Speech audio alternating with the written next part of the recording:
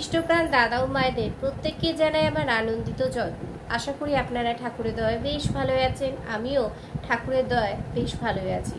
প্রত্যেক দিনের মতো আজও পরম প্রেমময় শ্রী ঠাকুর অনুকূলচন্দ্রের নারী নীতি গ্রন্থ পাঠ করব এবং তার ব্যাখ্যা করার চেষ্টা করব।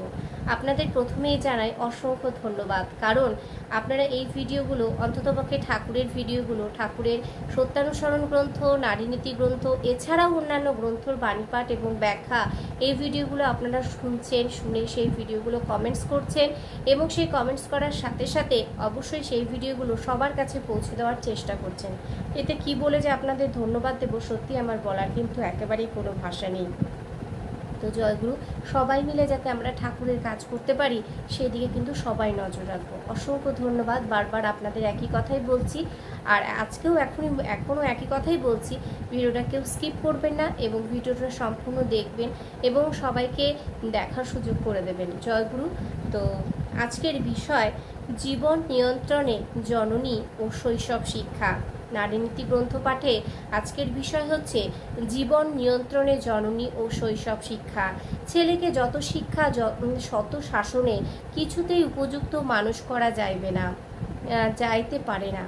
যত শিক্ষা দিই, যত শাসন করি, কিছুতেই কিন্তু উপযুক্ত করা বা মানুষ করা যাইবে না। মা যদি তাহার জীবনের মূল ভিত্তিগুলিকে মা যদি তার জীবনের মূল ভিত্তিগুলিকে উপযুক্ত রূপে অটুট করিয়া বিন্যস্ত করিয়া না দেয়, বিশেষ করে মা, ঠাকুর কিন্তু বলছেন বিশেষ করে মা যদি তার জীবনের মূল ভিত্তিগুলো কি, যেমন ছোট ছোট বিষয় তাকে জানানো, বোঝানো, কিভাবে চলা উচিত, কিভাবে চলা উচিত না, ঠিক সেই মূল ভিত্তিগুলোকে যদি অটুটভাবে উপযুক্ত রূপে যদি বিন্যস্ত করিয়া না দেয়, মানে সুন্দরভাবে না বুঝিয়ে দেয়, তাহলে কিন্তু খুব ভালো হবে না। তুমি তোমার শিশুকে যদি মানুষ করিতে চাও, ঠাকুর বলছেন, তুমি যদি তোমার শিশুকে মানুষ করিতে চাও, তাহার দোষগুলিকে উপযুক্ত রূপে নিয়ন্ত্রণ করতে হবে তার দোষগুলোকে।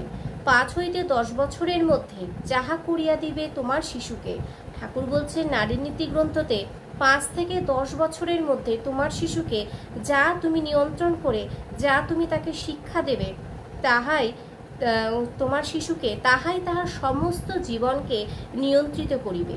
নিশ্চয় জানিও। বাণী সংখ্যা 150। এটা কিন্তু বিশাল এবং ভাইটাল একটা কথা।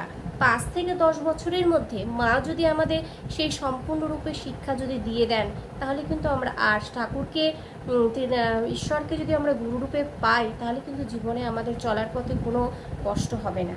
যদি আমরা 5 থেকে 10 বছরের মধ্যে সেই শিক্ষা না পাই এবং ঠাকুরকে গুরুরূপে গ্রহণ করতে না পারি, তাহলে কিন্তু কখনোই সেই জিনিস আমরা ভালো হতে পারবো না। ঠাকুরকে গুরুরূপে গ্রহণ করা প্লাস 5 থেকে 10 বছরের মধ্যে মা যে আমাদের শিক্ষা দিয়ে দেবেন, তা যদি আমরা অক্ষরে অক্ষরে কাটায় পরিপূর্ণ করতে পারি, সত্যিই কিন্তু আমরা একটা সুন্দর মানুষ হয়ে উঠতে পারবো। জয়গুরু। প্রত্যেকেই চেষ্টা করবেন, আমিও চেষ্টা করি, আমার মেয়ে ঘরে রয়েছে, আমিও চেষ্টা করি, আপনারাও যারা যারা রয়েছেন সন্তান, তাদেরকে থাকলে সবাই চেষ্টা করবেন। সবাই ভালো থাকবেন, সুস্থ থাকবেন।